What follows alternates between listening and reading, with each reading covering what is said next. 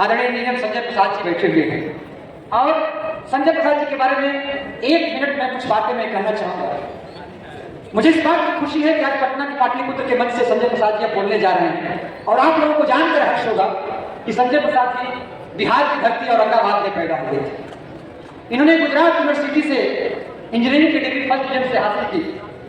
इसके बाद ये इनका चयन इंजीनियरिंग कॉलेज में हुआ, लेकिन इन्होंने चयन किया एनटीपीसी दिल्ली को और एनटीपीसी दिल्ली के चयन करने के बाद आप आईआईएम अहमदाबाद में भी सिलेक्ट हुए, लेकिन कुछ ऐसी परिस्थितियां बनी कि आप वहां ज्वाइन नहीं कर पाए और वर्तमान में आप राजधानी दिल्ली के एनटीपीसी मुख्यालय में महाप्रबंधक के पद पर कार्यरत रहे हैं और इस समय आप अवकाश ग्रहण करके पूर्ण रूप से समाज सेवा में लगे हुए और उसी के एक पड़ाव पर आज हमारे लिए उपस्थित है।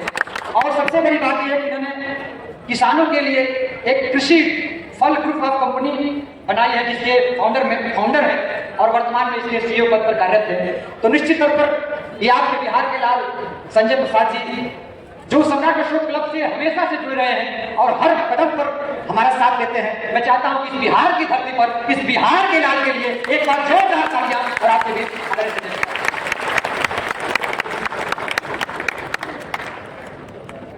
सर्वप्रथम विश्व के महानतम दार्शनिक, अहिंसा और मानवता के प्रेरणा स्रोत महामानव शाक्यमुनि गौतम बुद्ध जी के चरणों में श्रद्धासुमन अर्पित करता हूं। तत्पश्चात भारत को एकीकृत रूप से विश्व पटल पर स्थापित करने वाले अखंड भारत के निर्माता चंद्रगुप्त मौर्य जी को नमन करता हूं।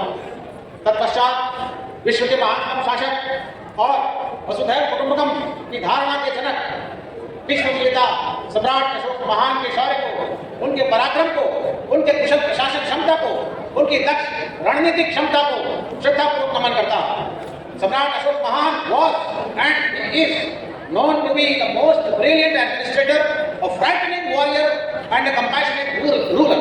ये कॉम्बिनेशन दुनिया में किसी शासक में नहीं दिखता है। और भारत जैसे विशाल भौगोलिक विस्तार वाले बहुप्रांतीय, बहुसांस्कृतिक, बहुभाषीय, बहुधार्मिक, बहुजातीय और अनेकों विचारधाराओं वाले विविधताओं से भरे देश को एकता के सूत्र में पिरोकर देश की अखंडता को अक्षुण्ण रखने वाले राष्ट्रीय ग्रंथ भारत के संविधान में असीम आस्था और सच्ची श्रद्धा व्यक्त करता हूं आप सबके सामने। आज हमारे बीच अपने प्रदेश के कृषि मुख्यमंत्री जी मौजूद रहने वाले हैं जो देश के अग्रणी और कुशलतम राजनेता हैं। He is a highly accomplished statesman and a great visionary, जिन्होंने अपने कठिन परिश्रम और कौशल से बिहार की छवि को एक सकारात्मक बदलाव प्रदान करने का अभूतपूर्व और सराहनीय काम किया है। उनका भी हम आप सभी की ओर से तहे दिल से स्वागत, वंदन, अभिनंदन करेंगे जब वो यहाँ पधारेंगे। और मंच पर आसीन हमारे विशिष्ट अतिथि डॉक्टर कमालुद्दीन खान साहब, फादर जोसेफ सर, माननीय आर.के. शाक्य जी, मैडम नमिता सिंह जी का अभिवादन करता हूँ। सम्राट अशोक क्लब के संस्थापक स्मृति शेष सुभाष सिंह जी को भावभीनी श्रद्धांजलि अर्पित करते हुए और मंच पर आसीन आज के कार्यक्रम के अध्यक्ष और सम्राट अशोक क्लब के राष्ट्रीय अध्यक्ष माननीय दीनानाथ मौर्य जी, क्लब के राष्ट्रीय महाप्रबंधक doctor RP. Maurya ji, club के बिहार प्रदेश अध्यक्ष ऋषि कुमार जी, क्लब के उत्तर प्रदेश के अध्यक्ष रविंद्र मौर्य जी, बक्सर जिला के जिलाध्यक्ष प्रणव कुमार जी और सम्राट अशोक क्लब के सर्वाधिक लोकप्रिय राष्ट्रीय प्रवक्ता डॉक्टर सचिदानंद मौर्य जी का मैं स्वागत, वंदन, अभिनंदन करता हूँ। मैं डॉक्टर सचिदानंद जी को राष्ट्रीय ख्याति प्राप्त प्रवक्ता कहता हूँ। क्लब इनको राष्ट्रीय प्रवक्ता कहता है, मैं इनको राष्ट्रीय ख्याति प्राप्त प्रवक्ता कहता हूँ, क्योंकि इनका व्यक्तित्व, इनका वक्तव्य जितना प्रबल होता है उतना ही सरल भी होता है और इनकी इसी कला के जो फैन है मैं भी उनमें से एक हूँ। साथ ही क्लब के हरेक कर्मठ पदाधिकारी और समाज और जुझारू कार्यकर्ताओं की जीतोड़ मेहनत और लगन को मैं कोटि कोटि प्रणाम करता हूँ, सलाम करता हूँ। और पाटलिपुत्र मगध की पावन धरती पर इस प्रांगण में मौजूद और समस्त देश में मौजूद देश के सभी भाग्य विधाताओं को मैं सम्राट अशोक महान के 2328 जन्मोत्सव की हार्दिक बधाइयां और बहुत बहुत शुभकामनाएं प्रेषित करता हूँ। किसी भी संगठन का आकलन आप 3 कसौटियों पर कर सकते हैं: संगठन का विचार, संगठन की वाणी और संगठन का व्यवहार। और सम्राट अशोक क्लब के पिछले 28 सालों के कार्यकलापों को उठाकर आप देख लीजिए, आप पाएंगे क्लब के विचार, वाणी और व्यवहार में राष्ट्रीयता कूट कूट कर भरी हुई है। चाहे संविधान भारत महोत्सव के रूप में मनाने की पहल करने की बात हो, या राष्ट्रीय प्रतीक सम्मान समारोह मनाने की पहल हो, या धर्म विजय दिवस हो, या सम्राट अशोक महान जयंती हो, या हर घर तिरंगा फहराने का दैनिक जीवन में उतारने की बात हो, अपने इन सभी आइकॉनिक प्रोग्राम कार्यक्रमों के माध्यम से देश में सही मायने में राष्ट्रीयता और राष्ट्रवाद का भाव जन जन में मन मस्तिष्क में जागृत और प्रज्वलित करने का काम यदि किसी संगठन ने किया है तो वह सम्राट अशोक क्लब ने अपनी अथक मेहनत और ढाल से किया है। और क्लब के इस प्रयास में हमारे यशस्वी मुख्यमंत्री जी ने अपना भरपूर सहयोग, सानिध्य और संरक्षण प्रदान करके क्लब को सम्मान देने के साथ साथ क्लब के प्रयासों के प्रतिफल को कई गुना बढ़ाने का अतुलनीय काम किया है। आइए हम सब मिलकर सम्राट अशोक क्लब के इस महान कार्य के लिए और क्लब के कार्यों में माननीय मुख्यमंत्री जी की अडिग आस्था और उनके अखंड आशीर्वाद के लिए तालियों की गगन वेदी में गड़गड़ाहट से जोरदार अभिवादन करें। तालियों की गगन वेदी में गड़गड़ाहट, आपका तो भवन वेदी नहीं हुआ, गगन वेदी गड़गड़ाहट। आज के विषय बिंदु लोक कल्याणकारी राज्य के प्रवर्तक सम्राट अशोक महान की चर्चा करने से पहले मैं जिक्र करना चाहूंगा विश्व के महान इतिहासकार चार्ल्स एलन का, जिन्होंने अपने रिसर्च और अपनी लिखी हुई किताब के माध्यम से सम्राट अशोक महान को इतिहास के गर्त से निकालकर बुद्धिजीवियों का विषय बनाया, उनकी बुद्धिजीवियों के समक्ष प्रस्तुत करने का काम किया और सम्राट अशोक महान को विमर्श का विषय बनाया। उनकी यह किताब का टाइटल है Ashoka the search for India's lost emperor. ध्यान से सुनिएगा इसका title, the search for India's lost emperor. Bharat का वो खोया हुआ सम्राट जिसकी खोज की चार्ल्स ने। इसका टाइटल ही सब कुछ कह देता है कि किस कदर साजिशन सम्राट अशोक महान को जन जन के मानस पटल से मिटाने का साजिश वाला काम किया गया। लेकिन सम्राट अशोक अपने जीवन में एक ऐसा काम कर रहे थे कि कोई भी साजिश उनको मिटाने में कभी भी कामयाब नहीं हो सकती। वो अपने विचार, अपनी शासन शैली के सिद्धांतों को चट्टानों में उड़वा कर चले गए थे। ला बाबू मिटावट कितना मिटेगा, मिटावे वाला का हाथ छिल जाए, घिस जाए, हाथ घिस के बना जाए, मगर सम्राट अशोक के लखनी न मिट्टी बाबू न कहीं मिट्टी न कहीं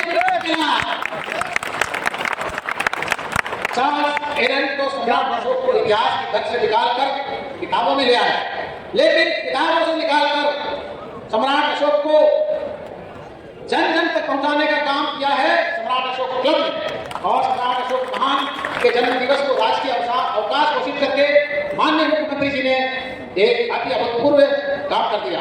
उन्होंने अपने इस एक फैसले से न सिर्फ सम्राट अशोक क्लब की मेहनत को पुरस्कृत करने का काम किया, बल्कि उन्होंने देश भर की जनता की आवाज को पहचान कर जनता की आकांक्षाओं को भी पूरा करने का नेक और महान काम किया। चार्ल्स एलन वो इतिहासकार हैं जिनकी विश्वसनीयता किसी भी विवाद से परे है। वो अपनी इस किताब में लिखते हैं वो Ashoka is the first ruler in the history to establish a welfare state. Ashoka इतिहास में पहले सम्राट है जिन्होंने की एक कल्याणकारी राज्य की स्थापना की। और हमारे देश के संविधान का प्रमुख उद्देश्य क्या है, हमारे सभी वक्ताओं ने इसकी चर्चा की। अभी लॉ के प्रोफेसर खान साहब ने इसकी कितनी बखूबी चर्चा की। हमारे संविधान का उद्देश्य भी वही है जो सम्राट अशोक महान ने 2300 साल पहले दुनिया को करके दिखाया है, एक समतामूलक समाज एवं जल कल्याणकारी राज्य की स्थापना, establishment of a welfare state. संविधान के भाग 3 में निहित मौलिक अधिकार यानी फंडामेंटल राइट्स और भाग 4 में निहित नीति निर्देशक तत्व यानी कि directive principles of state policy को हमारे संविधान की आत्मा और चेतना कहा गया है। संविधान के अनुसार सभी सरकारों का यह दायित्व है कि जन कल्याण हेतु विशिष्ट प्रयास निरंतर किए जाने चाहिए और देश के संसाधनों का इस प्रकार प्रयोग हो कि उसका लाभ जनसंख्या के सभी वर्गों को प्राप्त हो और धन का केंद्रीकरण न हो। यानी कि हमारे संविधान निर्माताओं का यह सपना था कि देश के सामाजिक विषमताएं, आर्थिक विषमताएं, शैक्षणिक विषमताएं समाप्त हों और देश के संसाधनों पर किसी वर्ग विशेष या किसी वर्ण विशेष का वर्चस्व और प्रभुत्व न हो। इससे यह स्पष्ट होता है संविधान के निर्माताओं ने एक ऐसे लोकतंत्र की कल्पना की थी जो जन कल्याणकारी हो और सर्वलोक हितकारी हो। और यह बात भी इतिहास के पन्नों में स्वर्णाक्षरों में दर्ज है कि देश में सम्राट अशोक महान जैसा जन कल्याणकारी और सर्वलोक हितकारी शासक कोई नहीं हो। अब इसमें कहाँ कोई संदेह रह जाता है कि सम्राट अशोक की नीतियां, सिद्धांत और शासन शैली ही आत्मा है हमारे संविधान की, रूह है हमारे संविधान की। देश का राष्ट्रीय चिन्ह हो या देश का राष्ट्रीय ध्वज हो, सम्राट अशोक महान भारतीय गणतंत्र के कण कण में और भारतीय संविधान के समस्त ताने बाने में मौजूद हैं। यत्र तत्र और सर्वत्र पाएंगे आप सम्राट अशोक महान को। बस सही नजरिए रखने की जरूरत है। ये कहना कभी भी अतिशयोक्ति नहीं होगी। सम्राट अशोक महान ने अपने शिलालेखों में भारतीय संविधान का प्रथम प्रारूप 2300 साल पहले ही लिख दिया था और लोक कल्याण के संवैधानिक लक्ष्य को प्राप्त करने के लिए जन जागरूकता फैलाने और बढ़ाने का एक काम सम्राट अशोक क्लब पूरी तन्मयता से कर रहा है। इसीलिए किसी ने खूब कहा है कि सम्राट अशोक महान की सोच, सम्राट अशोक महान की सोच है भारतीय संविधान की खोज। सम्राट अशोक महान की सोच है भारतीय संविधान की खोज और सम्राट अशोक महान की शासन शैली, सम्राट अशोक महान की शासन शैली है संविधान के प्रावधानों की थैली। संविधान के सारे प्रावधान उन्हीं के सोच से निकले हैं। ईश्वर ने हम सबको आई साइट दिया है। अभी किसी वक्ता ने चर्चा की थी, ईश्वर ने हम सबको आई साइट दिया है, दृष्टि दिया है, लेकिन सम्राट अशोक क्लब ने आम जनता को भारतीय संविधान के प्रति इनसाइट दिया है। आपको आई साइट दिया है, क्लब ने संविधान के प्रति जनता को इनसाइट दिया है। जो कुछ लोग कहते हैं कि संगठन के नाम में क्लब शब्द को जमता नहीं, लेकिन आज मैं इस मंच से ऐलान कर देना चाहता हूं कि वो क्लब का शब्द मतलब उनको पता ही नहीं है। क्लब का मतलब क्या है? ये क्लब वो नहीं है कि आप गए और तो ताश खेल के आ गए और 2 राउंड कैरम खेल के आ गए। सम्राट अशोक क्लब यानी CLUB, आप लोग ध्यान से सुन लीजिए। सम्राट अशोक क्लब CLUB का मतलब क्या है? C माने कॉन्फेडरेशन, कॉन्फेडरेशन माने संघों का संघ, महासंघ। L माने लॉयल, लॉयल माने समर्पित और वफादार। U माने यूनिफाइड, एकता के सूत्र में बना हुआ। ब्रेन्स, यहाँ शरीर के साथ साथ ब्रेन्स भी हैं, तो क्लब का फुल फॉर्म हो जाता है confederation of loyal and unified brains. आज से आप सब लोग जान लीजिए सम्राट अशोक क्लब इज ए संगठन जिसमें कि वफादार, समर्पित और एकता के सूत्र में बंधे हुए स्पष्टवादी बुद्धिजीवियों का महासंघ है। जैसे मुख्यमंत्री जी का भी एक स्टाइल होता है, मतलब स्पष्टवादी वाला, उनके लिए हमने लिखा था है यहाँ पे। इनके स्टाइल में भी स्पष्टवादिता झलकती है। कई बार इन्होंने कहा कि अपनी जातीय जनगणना कराएंगे, तो इन्होंने कराई। इसी कड़ी में यहाँ पर मैं कहना चाहूंगा कि माननीय मुख्यमंत्री जी की सरकार का जो टैगलाइन है न्याय के साथ विकास, बिहार सरकार का टैगलाइन है न्याय के साथ विकास, शायद मुख्यमंत्री जी का दिया हुआ है।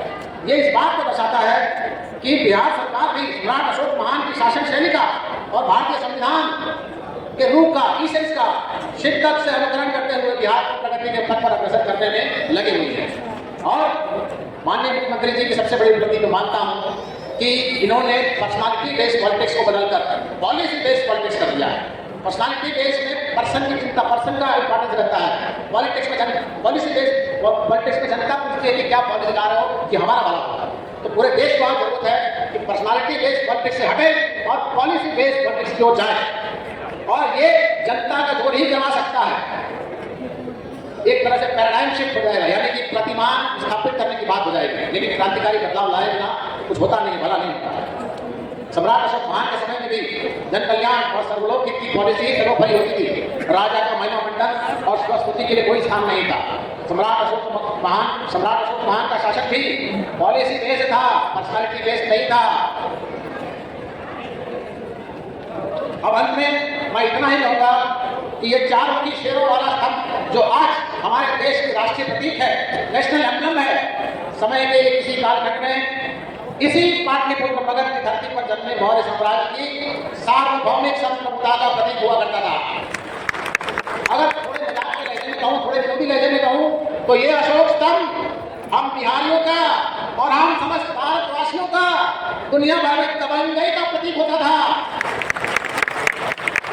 ये अशोक स्तंभ हमारे पुरखों द्वारा दिया हुआ वो बेशकीमती दस्तावेज है, वो साधन है, वो सहारा है, वो संबल है जो हमें प्रेरणा देता है कि हम अपने नागरिक होने का फर्ज निभाते हुए इसमें मौजूद अश्व की तरह ऊर्जावान और गतिशील बने, इसमें मौजूद बैल की तरह मेहनती और लगनशील बने, इसमें मौजूद हाथी की तरह अपनी ताकत को सार्थक कामों में लगाएं, जिससे कि हम इसमें मौजूद चारों शेरों की तरह अपनी अनुशासित शक्ति से चारों दिशाओं में जागरूकता परिवर्तन ला सकें। इसी के साथ मैं आप सभी को एक बार पुनः सम्राट अशोक महान की 2328 जन्मोत्सव की ढेरों बधाइयां और अनेक कामनाएं देता हूं। जय सम्राट अशोक महान, जय संविधान, जय बिहार, जय भारत। आज तो संजय सर ने गर्दा गर्दा कर दिया। एक बार जोरदार तालियां संजय सर के लिए। निश्चित तौर पर ऐसे वक्तव्य, जुझारू वक्तव्य, सार्वजनिक वक्तव्य हमारे अंदर जोश पैदा करते हैं और कुछ करने की प्रेरणा देते हैं। और आज पूरी तरह से फार्म करते संजय सर, और निश्चित तौर पर इनका अंदाज हमें पसंद आया है। एक बार जोरदार तालियां संजय सर के लिए।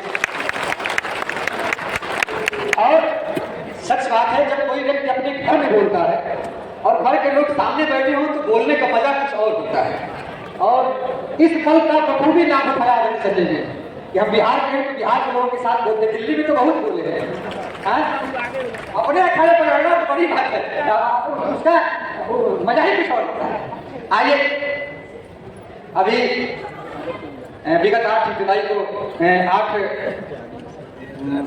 अप्रैल को हम लोगों के साहित्यिक प्रेरणा स्रोत आदरणीय श्री